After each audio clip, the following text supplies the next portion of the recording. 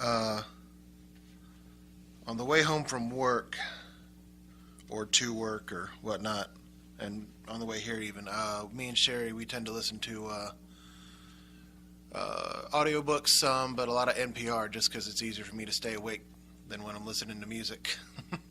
I can tune that out. I can zone that out a little easier, and then I end up falling out. But when I focus on the words, it keeps me up a little bit. But a couple weeks ago, there was a story I heard, and I probably wouldn't. It was an interesting story, but I probably wouldn't have paid it much more heed if I hadn't heard the story a couple times later that week, again over again, and it kind of let me dwell on it for a little bit, and I kind of started pulling from it. And the story was about a gentleman in Auburn, Washington, who he's got a hobby where he just kind of trying to make life a little better for people, give them a story to tell. A few years ago,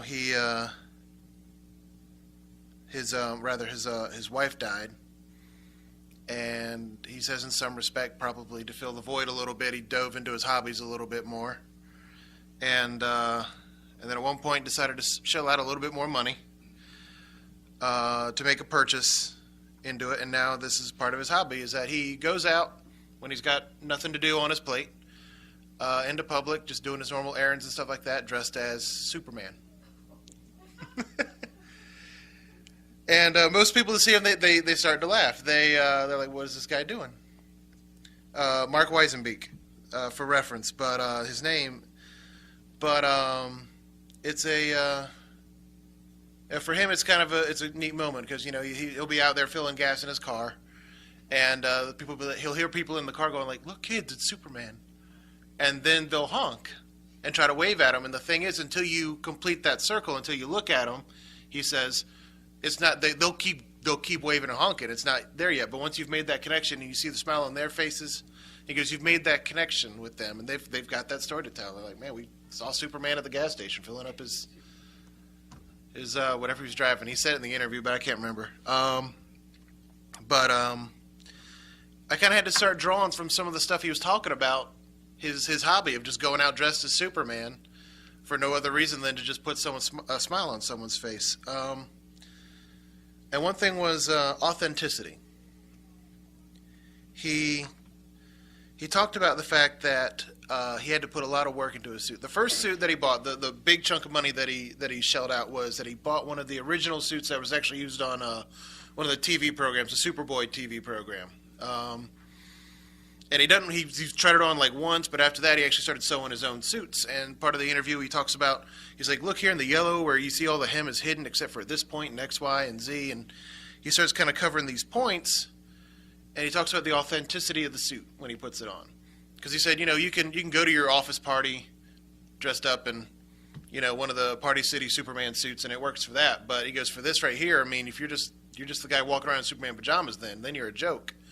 And he goes, but if you look like you walked off the screen of the TV or the movie, whatever you're doing, people can believe it. And so what I kind of pulled from that, again, the authenticity is in Matthew 5:37. I'll go ahead and pull it up because I'm going to pull it up and read it. Let's see. 37. I mean, we all know this one, but, let your communication be yea, yea, nay, nay, for whatsoever is more than these cometh of evil. And then later on in verse 48, be ye therefore perfect, even as your Father which is in heaven is perfect. So is your suit, as it were, perfect? Have you cleaned up all the details to make sure that your life is authentic, that no one can say, it's all right, but he does this? When it comes to your Christianity, it's like, oh yeah, he's a good Christian, but I can't think of an example suddenly, but I've noticed he's kind of got this flaw and stuff like that, and our Christian's supposed to be like that, See, the more invested you are in making sure that all your hems are hidden and that your details are right, it's more believable in your witness to the world. Let's go. I'll read it real quick. Philippians, so y'all can write it down, 2:15, where it says that you may be blameless and harmless, the sons of God without rebuke in the midst of a crooked and perverse nation, among whom ye shine as lights in the world.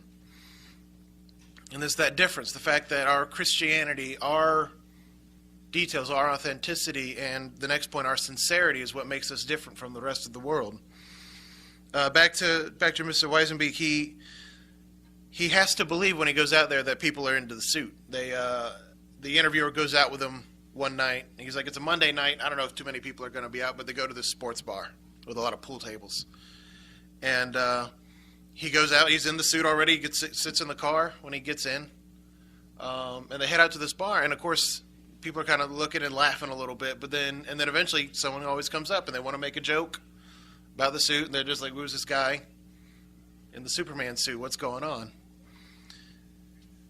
But even when they come up to mock him, he says, I have to think about it like they're already into the suit, because what it ends up becoming is a self-fulfilling prophecy. Instead of being offended as to why he would be in a Superman suit and trying to explain what he's doing, he just laughs with him. Makes another comment, plays into the joke a little bit, and keeps going with it. And then, like I said, in a sort of self-fulfilling prophecy, they're into the suit now because he hasn't faltered. He's as it were, turned the other cheek instead of, hey man, it's my right to wear a Superman suit if I want. Instead of anything ridiculous like that, sorry.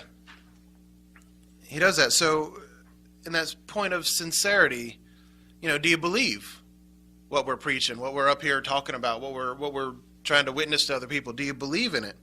That when people can come up and, I've got, the guys at work, offhanded comment when he's like, you got to try this. Oh, wait.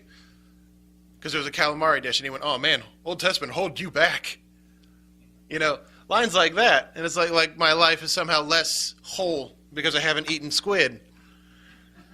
You go with it, you don't fight back with him, you don't, it's like, because I know to a degree he didn't mean anything by it. It was just funny for him. But, again, not vindictive, but, I didn't need to go on a tirade with him. I just laugh it off and keep moving. Do we believe? Because, it's John 15, 18, 19. I'll read it real quick so we have reference.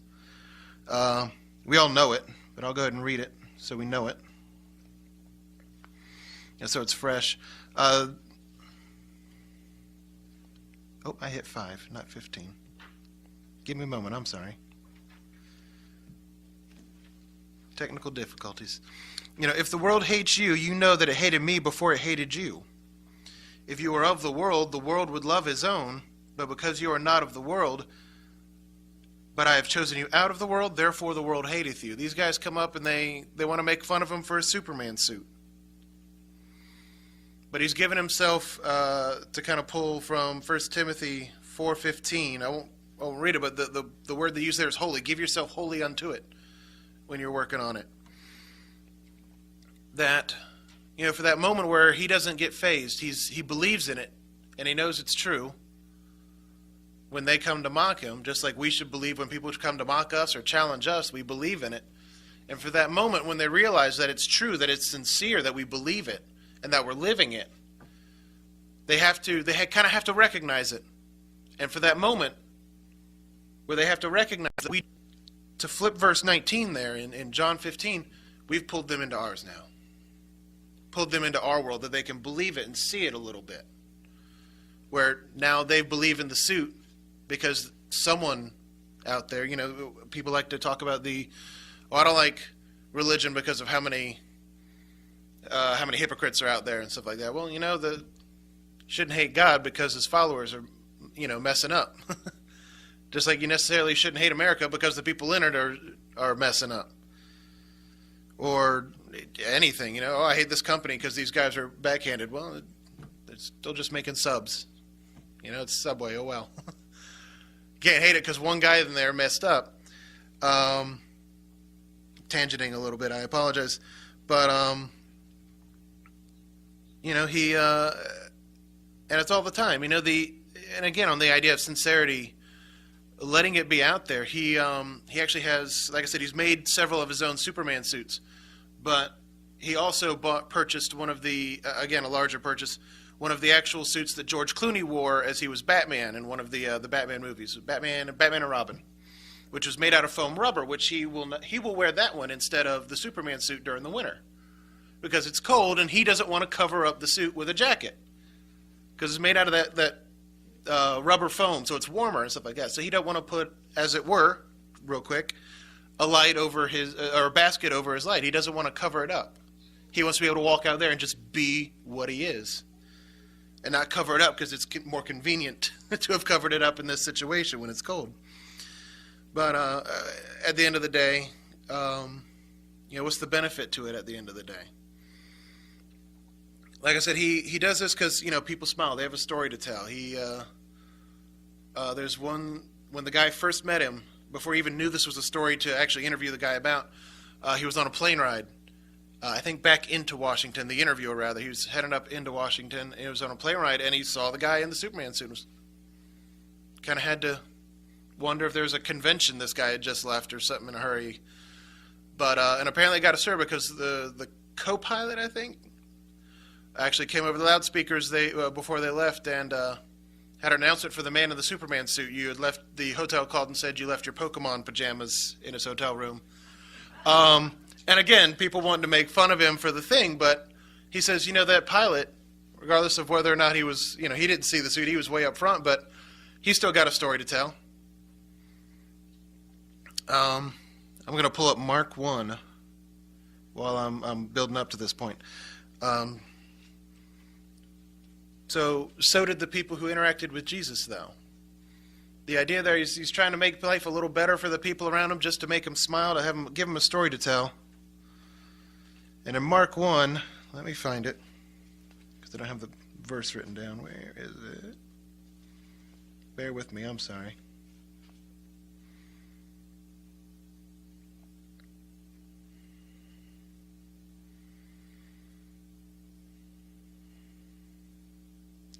Should have written it down because it's way later than I thought it was. Here we go, I'm sorry. Way in the end of the chapter. Mark 1, verse 40.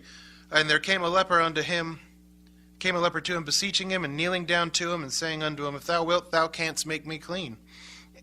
And Jesus, moved with compassion, put forth his hand, and touched him, and saith unto him, I will, be thou clean. And as soon as he had spoken, immediately leprosy departed from him, and he was cleansed. And he straightly charged him, and forthwith sent him away, and saith unto him, See thou say nothing to any man, but go thy way. Show thyself to the priest, and offer for thy cleansing those things which Moses commanded for a testimony unto him. And Jesus had his purpose for saying, don't spread it around, because it wasn't his time yet to start. But regardless, he had a story to tell, and he went out to tell it. The leper went out in verse 45. It wanted to tell people, and the word got around. And that was the way Jesus was wherever he went, though. I mean, the whole chapter, as I'm scrolling through it, I'm seeing other people that he cleansed and healed and stuff like that, and his ministry hadn't even started yet. That wherever Jesus went, wherever he was speaking, whoever he spoke to, whoever he healed, life was better. And people had the story of Christ to tell. Of his salvation, of his healing, and of his peace and love. No matter where he went. And in that, in our Christianity, that living sacrifice of making sure that all our hymns are hidden, that our walk and our conversation with the world is authentic and sincere, that we believe in it, and that we don't try to hide anything. By extension, everyone that encounters us will have been brought into our world for that one moment, and will have another story to tell about the love of Christ.